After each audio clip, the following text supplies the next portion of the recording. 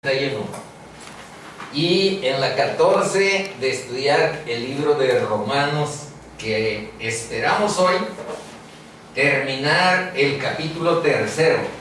¿Cuántos tiene? Son 16 capítulos, así es que no vamos muy lento ni muy rápido, pero hay unos capítulos que son fáciles de leer, comentar, estudiar, pero estamos justamente en el capítulo más denso doctrinalmente, y que amerita focalizar parte por parte, porque allí en estos capítulos, en los versos 16, 17 del primer capítulo y todo este capítulo que estamos revisando, el tercero, está descrito cuál es el camino de la salvación. Por eso les decía que hasta me da temor ver estos versos del 21 al 26, que fue lo que vimos la sesión anterior, porque es la descripción del Evangelio según, aquí en este caso Pablo, pero es lo que dejaron los apóstoles, es lo que predicó Cristo, es el Evangelio, el mensaje de salvación. Este mensaje tiene el poder de transformar. Cuando andamos buscando milagros de no sé qué, lo raro es que no veamos que el milagro más grande que Dios hace en cada una de nuestras vidas es transformarnos, es convertirnos en hijos cuando éramos, en mi caso, casos perdidos, en las garras del pecado, en las garras de la oscuridad, en las garras de la muerte, y de pronto Dios, con su mano de misericordia, sin ningún mérito, sin ninguna fortaleza espiritual, por pura gracia, por puro amor, decide rescatarnos de ese atolladero en el que nosotros nos metimos. Bueno, por eso este capítulo tiene tanta densidad, y por eso es que produce esas sensaciones en quien conoce de alguna manera el poder de Dios. Y no lo digo en tono presuntuoso. Vean lo que dice el verso 27, que es el verso del que se inicia nuestro estudio de hoy. Sin embargo, puse todos para darles un repaso y para ponerle contexto a este que es el verso inicial que nos corresponde en esta sesión. ¿Dónde pues está la jactancia?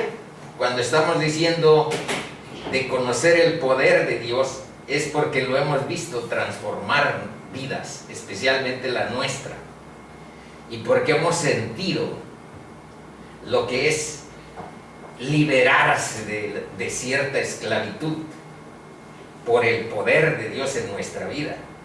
Pero no hay espacio para la jactancia, queda excluida. Al decir conocemos ese poder, no es para jactarnos, envanecernos, sino para ver que fuimos oscuros y que por gracia Dios hizo una obra en nosotros. Bueno, vamos a repasar un poco y ya nos dedicamos a las preguntas.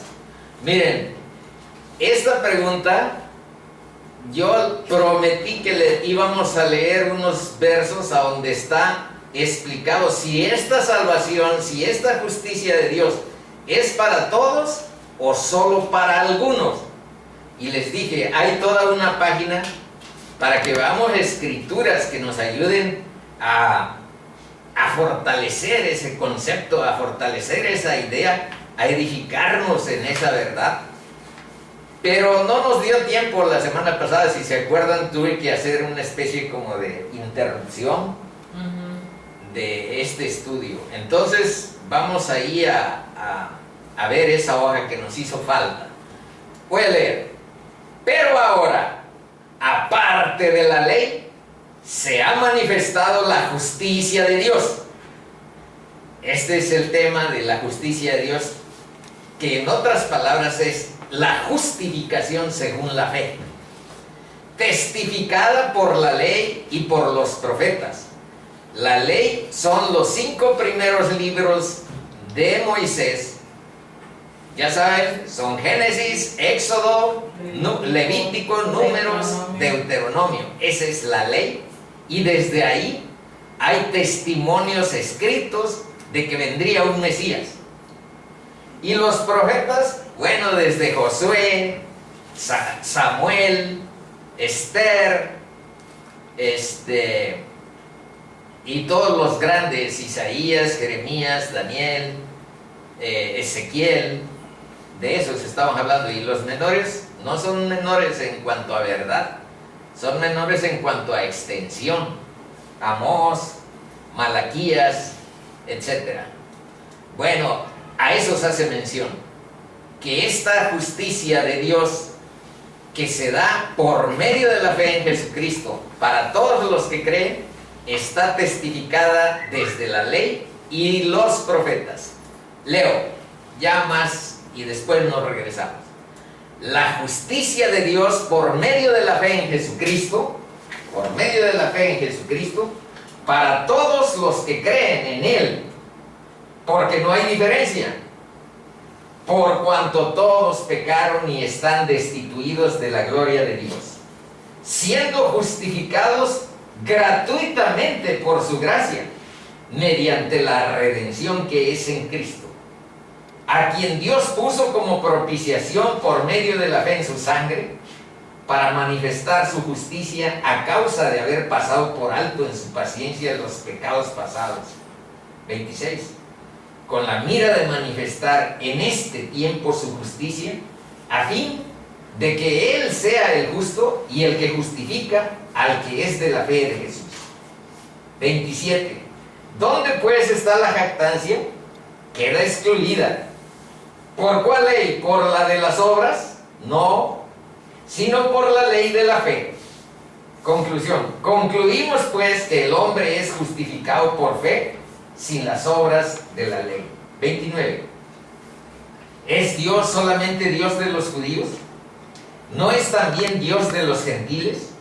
Ciertamente también de los gentiles. 30. Porque Dios es uno, y el que justificará por la fe a los de la circuncisión, esos son los judíos, israelitas, hebreos, como quieran denominarle, es lo mismo, y por medio de la fe a los de la incircuncisión, todos los gentiles, sean romanos, sean griegos, sean mexicanos, sean acapulqueños. 31. Esta es una pregunta importante, véanla. Dice, luego, ya pues arriba dice que aparte de la ley se ha manifestado la justicia de Cristo, la ley de Cristo, la justicia de Dios. Ya es aparte todo esto. Estamos en el periodo de la gracia, en la plenitud de los gentiles. Ahora la pregunta es, luego, como ya esto es aparte de la ley, luego por la fe invalidamos la ley, ya no sirve para nada. Ya aquello que está en los libros de Moisés ya pasa a mejor vida, a otro periodo. Vean la respuesta. En ninguna manera, sino que confirmamos la ley. Entonces el aspecto de la ley ceremonial, el aspecto de la ley cívica, por supuesto, cesaron porque Cristo era el cumplimiento de esa ley. Pero el aspecto, así como la perspectiva moral, y para que nosotros diagnostiquemos nuestra condición espiritual, la ley sigue vigente, la ley moral de la palabra de la Biblia. Bueno, entonces, ¿qué preguntas guías queremos ir visualizando? ¿Para todos o para algunos? Ver la hojita que nos hizo falta, leer, analizar la sesión anterior. Por supuesto que es para todos los que creen en Él, pero vamos viendo otros matices que la Biblia quiere darnos para profundizar sobre esa idea. Luego vean ahora, este concepto de redención ya vimos algo, y de propiciación también, pero aquí se dice una síntesis, una conclusión. La base por la que Dios salva no es lo que tú hagas o dejes de hacer. La base, el fundamento por el que Dios salva es la obra de Jesús, la redención que es en Cristo. Ahora, aquí viene otro tópico. La cruz destruye la arrogancia y el orgullo de pensar que por nuestros méritos es esto de la justicia, es esto del perdón, es esto de la salvación. Se destruye. Si fuera por nuestros méritos, no hubiera sido necesario que Cristo muriera en la cruz como sacrificio sustituto. Queda destruida la arrogancia y el orgullo espiritual, pero también el prejuicio de considerar que Dios es solo Dios de los hebreos. A ellos está dirigido este concepto. ¿Es Dios solamente Dios de los judíos? Porque algunos judíos pensaban que si Dios los eligió como su pueblo, es porque era solamente con ellos. Sí. Y los demás, pues no. Bueno, ese es un prejuicio que por supuesto no cabe dentro de esta perspectiva nueva. Y tampoco la presunción de que es la circuncisión y los ritos los que tienen algún impacto.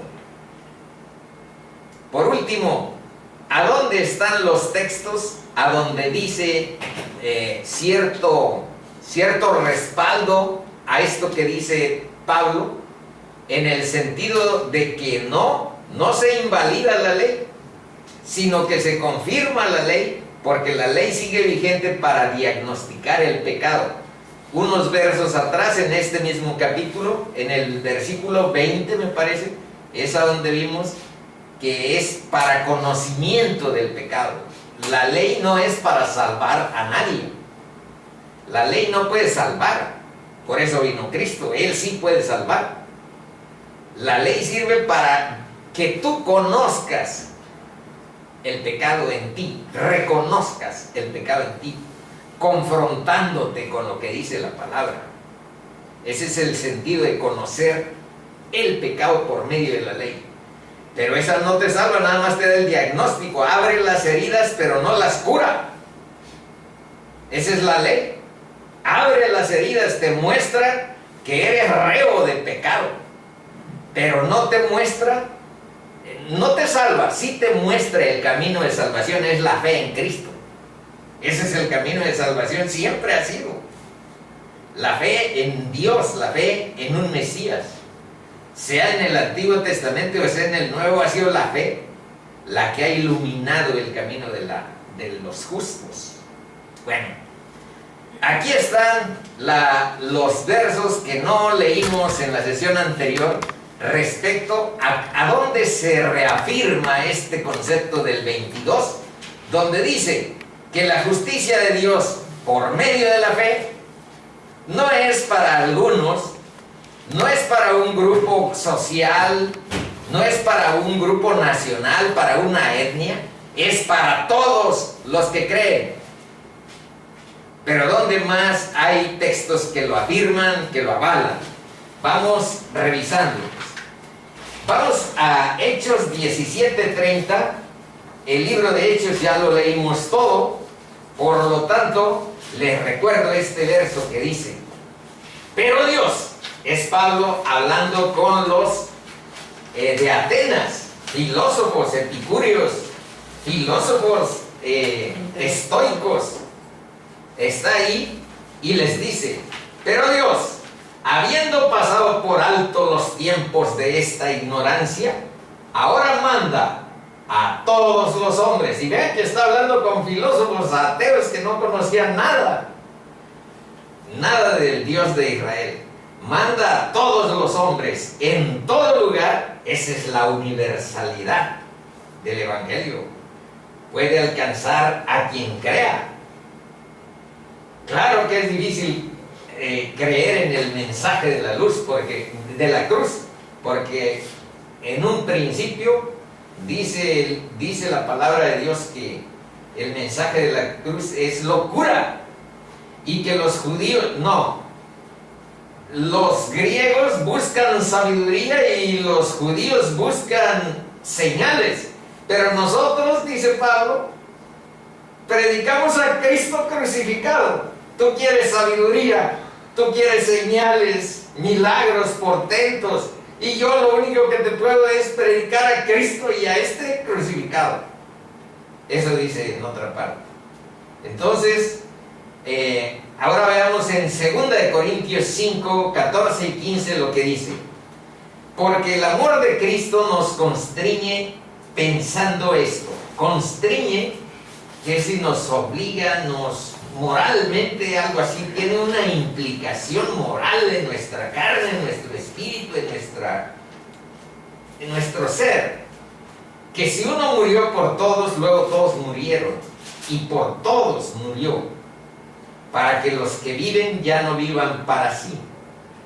Eso quiere decir, ya no vivas para tu egoísmo, para tu egolatría, sino para aquel que murió y resucitó por ellos. Pero vean ahí que en 2 ocasiones dice todos, por todos. Ahora en 1 de Timoteo, eso es lo que estamos revisando. Dice, el cual quiere, es 1 de Timoteo 2, el 4 y el 6, versículos 4 y 6. Dice, el cual quiere que todos los hombres sean salvos y vengan al conocimiento de la verdad. Esa ya la hemos leído, pero esta no. El cual se dio a sí mismo el rescate por todos, de lo cual se dio testimonio a su debido tiempo. 1 de Juan 2:2. Aquí esto vayan viendo que se relaciona con estas palabras, que es redención y que es propiciación. Ya les he mencionado, y si no, redención quiere decir liberar mediante el pago de un precio. Significa rescate, desencadenamiento, liberación. Ese es el sentido. Y propiciación es un sacrificio, sustituto. Es una víctima propiciatoria. Ese es el sentido de propiciación. Es un cordero, es un ave. Bueno, entonces vean que aquí hay algunos versos que aclaran eso, que podría ser una palabra rara. ¿Qué significa redención? ¿Qué significa propiciación? Vean que aquí ayuda. Y Él es el sacrificio sustituto. Eso quiere decir propiciación. Se sacrificó por nosotros en nuestro lugar, y Él es la propiciación por nuestros pecados, y no solamente por los nuestros. Vean aquí el énfasis que tiene en este verso Juan, sino también por los de todo el mundo. Es todos. Por eso, ya que tengan todos sus corazones convertidos, hay que evangelizar a sus familias. Hay que evangelizar a quienes no conocen el verdadero camino de Jesús. Hay que llevar la verdad liberadora de tantas capas de tradiciones, de ritos, de ceremonias, y que no abren la perspectiva eterna en tu vida. Entonces, ese es el sentido, dice. Luego Tito 2:11 nos reafirma por la misma, dice, porque la gracia de Dios se ha manifestado para salvación a todos los hombres. Ahora vean en Timoteo, aquí ya empieza un poco a limitarse, porque se precisa si es para todos sí es para todos. No hay discriminación, para Dios no hay acepción de personas. Pero vean lo que dice Timoteo. Que por esto mismo trabajamos y sufrimos oprobios, porque esperamos en el Dios viviente, que es el Salvador de todos los hombres. Ahí está claro. Pero aquí acota un poco. Mayormente de los que creen. No todos creen. Mayormente de los que creen. Y este es el verso por excelencia que muchas personas expertas en la Biblia ocupan incluso como un termómetro para ver tu corazón.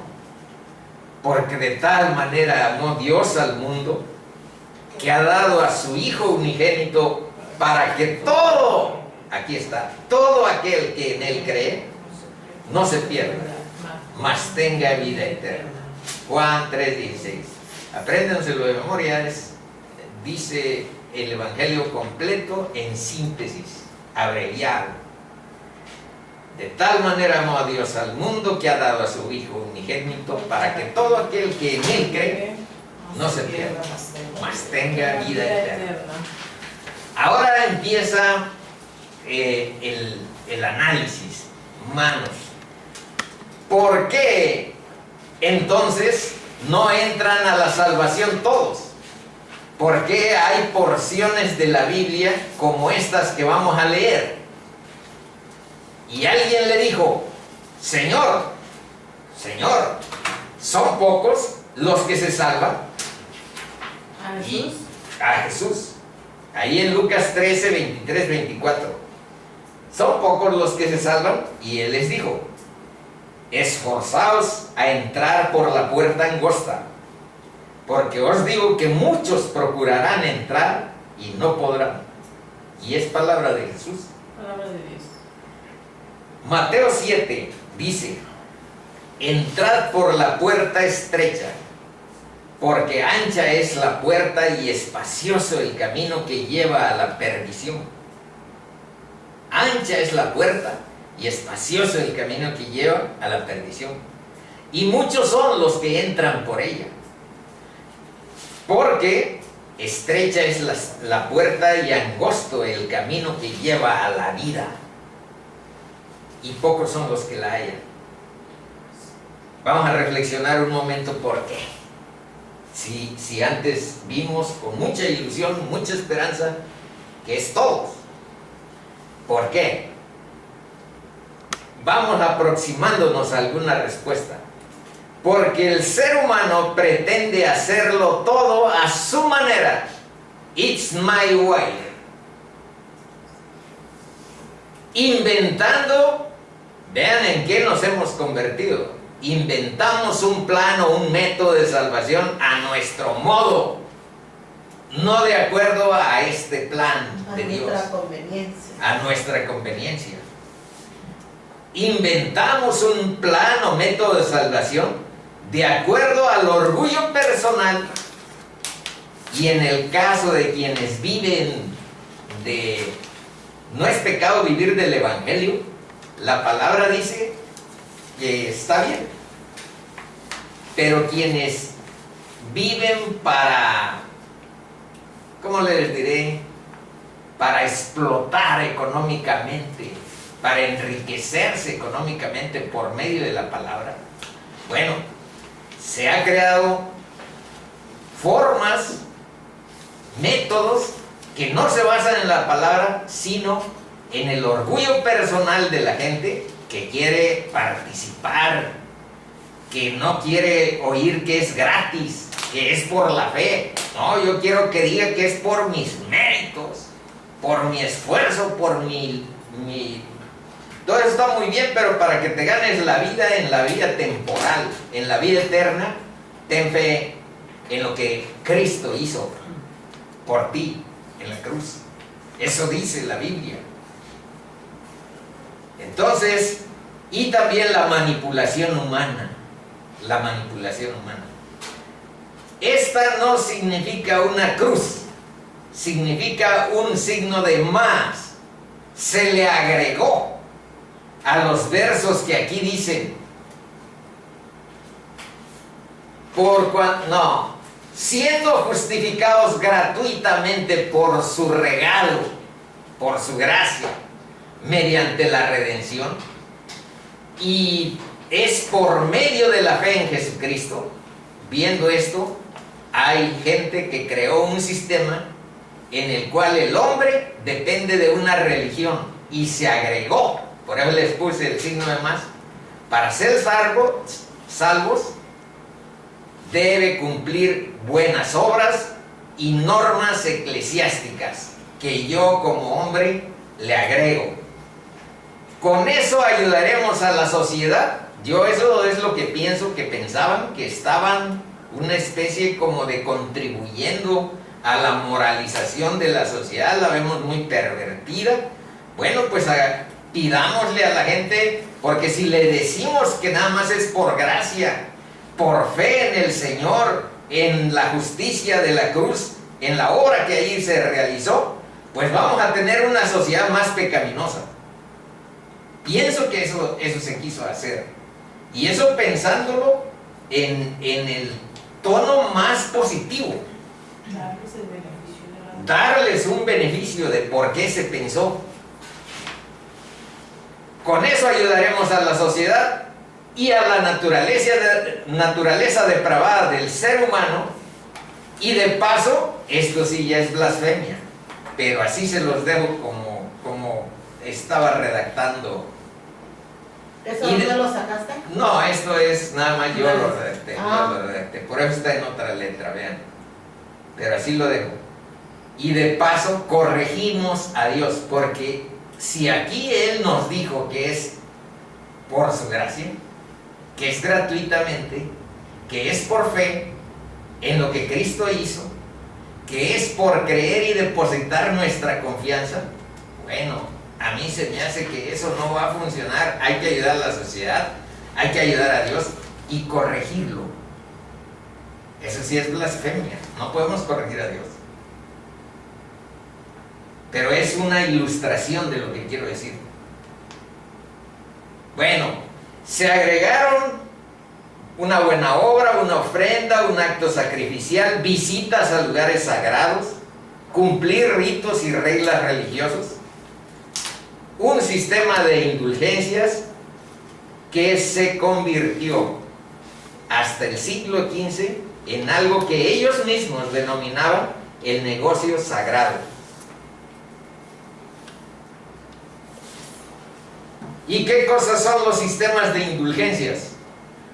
Hay todavía documentos, si ustedes le ponen en Google bula papal, pueden ustedes bajar bulas que redactaron personajes históricos, a donde le decían a un fulano que contribuía con algún capital, Con eso iba a salvar. que ya con esa firma, con ese decreto, Pues ya esas salvaciones. tenía la salvación asegurada. Desde siempre vendían un boletito. Y en muchas ocasiones fueron en ese sistema de indulgencias con una caja a pedir dinero para la construcción de basílicas o de catedrales, y decían: en cuanto en esta caja se oigan caer las monedas o los billetes, eso significa 10 años menos de purgatorio para tu pariente que murió hace tantos tiempos. Entonces, en eso se convirtió las buenas intenciones de ayudar a la sociedad, de querer cambiar lo que Dios ya estableció, y de querer, no sé, cómo ayudar a la naturaleza del hombre mediante esas obras que por supuesto son importantes. Más o menos vamos a ver, más adelante vamos a ver cómo el evangelio no puede ser completo si no lo vemos en la perspectiva de la santificación, Y santificación quiere decir que tú tienes que dar frutos espirituales. Primero frutos de arrepentimiento y frutos espirituales de amor, de paz, de gozo, de paciencia, de benevolencia, de bondad y de los que hemos visto aquí. Entonces son muy importantes las buenas obras, pero aquí estamos viendo dos momentos, o tres que más adelante vamos a ver, en un esquema.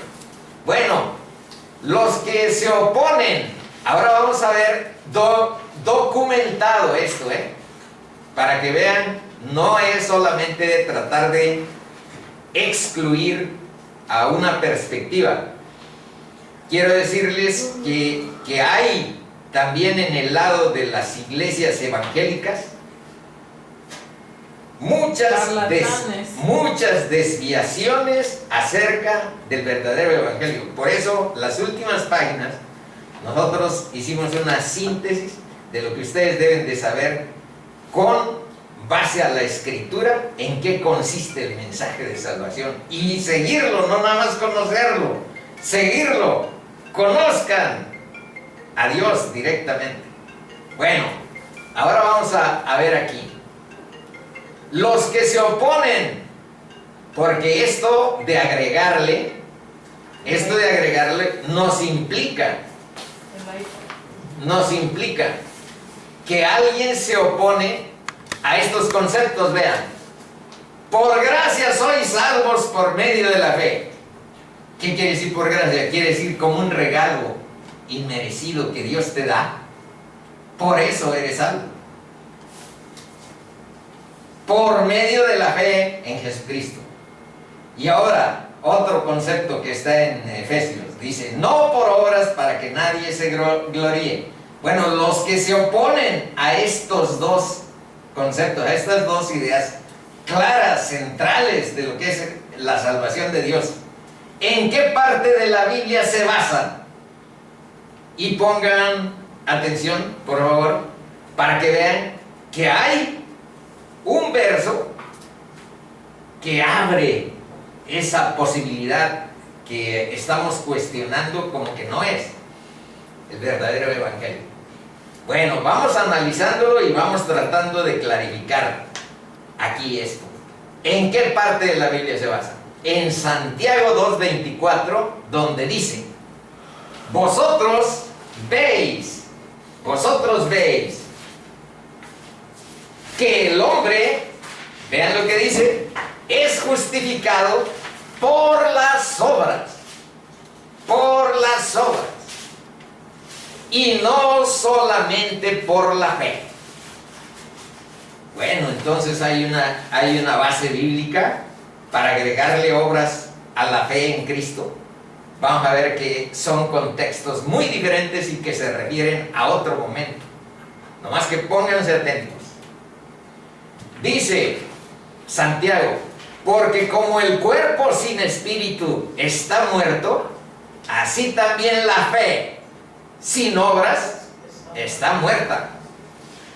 Y aquí lo hemos dicho, este verso, con cierta frecuencia, no tanto como aquel de yo soy la verdad, etcétera, etcétera. Vamos a analizar que esto es totalmente bíblico y que no contradice en nada lo que aquí arriba se dice. Pero primero vamos a ver el contexto de Santiago y ver unos cuantos versos, porque pues no puedo poner todos. Pero ustedes pueden cotejar, hacer como los de Berea para ver si estas cosas son así o no. Entonces, vean lo que dice Santiago, en el capítulo 1. Amados míos, no erréis. Toda buena dádiva y todo don perfecto desciende de lo alto, del Padre de las luces, en el cual no hay mudanza ni sombra de variación. En otras palabras, aquí está hablando de la fe y de la gracia. Vean, la dádiva, ¿qué cosa es dádiva? Pues gracia. ¿Qué cosa es el don? Algo que Dios te da. Entonces aquí, en el capítulo 1, está hablando de lo mismo que habla Pablo en Efesios 10, en Efesios 8, 9 y en Efesios 10. Yo ya no les puse Efesios 8 y 9 porque es esto que está aquí. Por gracia sois salvos por medio de la fe, no por obras, para que nadie se gloríe. Entonces, Santiago en este contexto está diciendo exactamente lo mismo que Efesios 2, Pablo, pero está en el capítulo 1 y esto está en el capítulo 2. Y en el caso de Efesios, esto de por gracia sois salvos está en Efesios 2, 8 y 9, y este es el capítulo, el versículo 10. Entonces, luego dice, aquí habla de dádiva y habla de don, está hablando de la gracia, y dice que desciende de Dios y que no hay ninguna mudanza ni sombra de variación en Él, porque Él es fiel y Él es eterno. Y ahora vean lo que dice en el 18. Ahí dice, el nuevo nacimiento, la nueva persona, la nueva vida que nos da Dios en Cristo, ¿cómo viene? Dice en el versículo 18, Él de su voluntad nos hizo nacer por la palabra de verdad, para que seamos primicias de sus criaturas. Criaturas somos creados en Cristo Jesús para buenas obras. A eso es el sentido. Bueno, entonces en el capítulo 1 está hablando de la gracia y está hablando del nuevo nacimiento, está hablando de lo mismo que aquí estamos analizando en Efesios y en Romanos y en todas partes. Nada más que aquí adelante en esto está hablando de lo que se llama la santificación. Aquí les puse este esquema para que se clarifique de una vez ese posible error o confusión que hay al respecto, que puede haber al respecto. Entonces, y sigue, dice, pero sed hacedores de la palabra y no tan solamente oidores, engañándoos a vosotros mismos. Entonces, y les puse estos dos versos para que se fijen que lo mismo Pablo, lo mismo Santiago, también Jesús hace las dos menciones. En Juan 6, 28, 29, vean lo que dijo Jesús. Entonces le dijeron, ¿qué debemos hacer para poner en práctica las obras de Dios? Están hablando qué obras tenemos que hacer, qué bienes, qué cosas importantes. Bueno, vean la respuesta. Jesús les dijo, esta es la obra de Dios, que creáis en el que Él ha enviado. Entonces aquí habla de fe, que es lo mismo que creer en. Aquí Jesús dijo esto, y no se contradice en sino que complementa porque se refiere a este proceso, a este segundo paso. En este primer paso no hay obras, es la obra de Jesús y es la fe y es creer y depositar nuestra confianza en la obra de la cruz, en este primer paso. Y en este segundo paso, que dura toda la vida, está enfocado exactamente a las buenas obras. Pero bíblicamente está enfocado a las buenas obras como fruto del Espíritu. Y ya saben cuál es el fruto. Vean ahora lo que dijo Jesús en Mateo 5:16.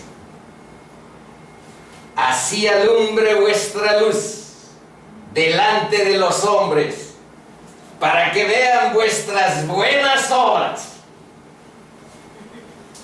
Entonces, ¿es por buenas obras o es por creer y tener fe en Dios, en Cristo? Hermanitos, es por las dos. Bueno, primero para la salvación es solo por la fe, solo la fe. Pero en este proceso es muy importante lo que aquí nuestro Señor nos está diciendo, para que vean vuestras buenas obras. y glorifiquen a vuestro Padre que está en los cielos. Y aquí hemos visto Juan 15, a donde dice: yo soy la vid y ustedes son los pámpanos, y sin mí nada pueden hacer. Y deben de estar unidos a mí para que puedan dar muchos frutos, porque ustedes solos no van a poder producir nada. Muchas horas. Y si no tienen frutos, los van a arrancar y los van a echar al fuego. Eso dice en Juan 15. Que los frutos son muy importantes. Y los frutos, en este caso, tienen una relación con las buenas obras de las que estamos hablando. Porque, y vean también en Efesios 8, 2, 10, lo que sigue de esto, que es Efesios 8, 9, vean lo que dice 2, 10, el verso que sigue. Porque somos hechura suya, somos creaciones nuevas, somos un pueblo nuevo, somos una realidad creada por Dios nueva. No somos judíos, no somos un pueblo especial en la etnia, en la raza, en algo. Somos una creación en Cristo. Dice, porque somos hechura suya, creados en Cristo Jesús. Y vean lo que dice Pablo también: para buenas obras. Para buenas obras, las cuales Dios preparó de antemano para que anduviésemos en él. Bueno, y aquí está algo así como una síntesis de este estudio. ¿Por qué entonces no entran a la salvación todos? Porque se crea un sistema yuxtapuesto para hacer a un lado el Evangelio de Cristo y dejarlo cubierto, sepultado, enterrado por tradiciones, por ritos, por reliquias, por todo las prácticas religiosas. Entonces, rescatar ese evangelio básico, ese evangelio de salvación, ha sido una de las pretensiones de este lugar, de esta escuela de estudios bíblicos, de esta reunión. Y ha habido otros esfuerzos más confrontados con la Iglesia Católica. Nosotros no necesitamos confrontarnos. Ellos tienen su poder, tienen su gran ascendencia social, política, cultural, etc. Lo único que buscamos es la humildad. Con humildad es la verdad de la palabra.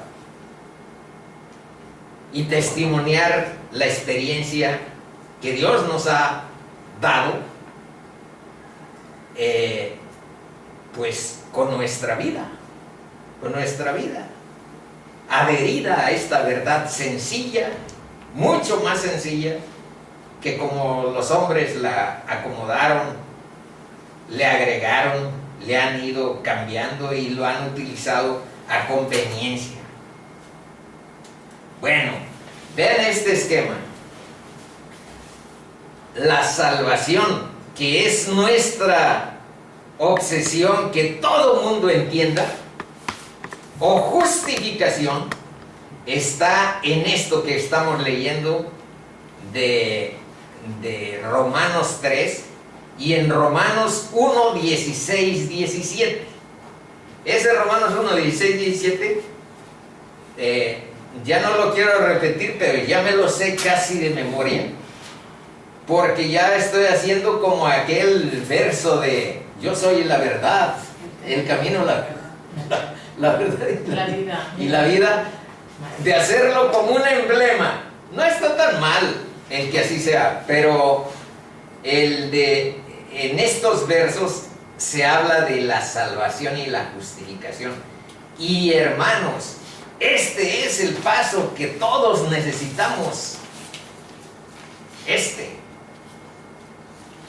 Y es un momento en el que Dios ilumina nuestro corazón y nos da arrepentimiento para vida, perdón de pecados y nos dota con su Espíritu Santo. Esto es el primer gran paso de transformación y de nueva vida. Y les puse un verso de Hechos 11:18, donde unos hebreos están sorprendidos de que Pedro, siendo pues apóstol muy tradicional, apegado a las costumbres de los israelitas, se fue a meter a la casa de Cornelio y les dijo que les predicó el evangelio y que tuvieron arrepentimiento y que vio que había el Espíritu de Dios en sus vidas y que los bautizó y que hubo conversos gentiles.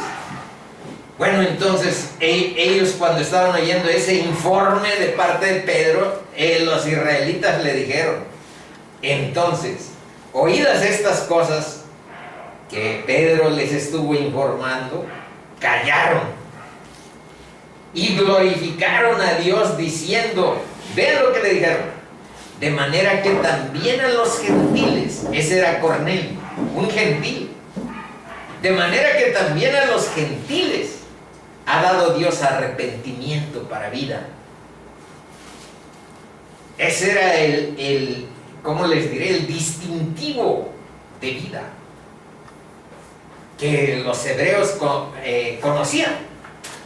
El segundo paso, que dura toda la vida, digamos que es el proceso de santificación, y yo aquí les puse un versículo: y el mismo Dios de paz os santifique por completo, y todo vuestro ser, espíritu, alma y cuerpo sea guardado irreprensible para la venida de nuestro Señor Jesucristo. Aquí se habla de os santifique por completo.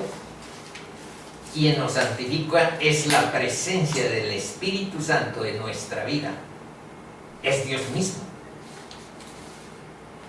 Y dura toda la vida. Mientras estemos aquí es una lucha constante, porque seguimos en la misma carne, estamos rodeados de un mundo que tiene compulsión por consumir, por vivir para las cosas que se ven, y la Biblia te dice: por fe andamos, no por vista. Por fe, pero no veo nada. La gente quiere ver carros, la gente quiere ver ropa, la gente quiere ver zapatos, y la gente vive solo por lo que ve. Bueno, la Biblia dice: vivimos por fe, no por vista. Y vivimos en este mundo, pero no pertenecemos. Pero no somos de este mundo. Es correcto. Y estos son 3 periodos que no me inventé yo. Si gustan anotar a dónde están, con cierta claridad, porque pues no da tiempo poner todos los versos.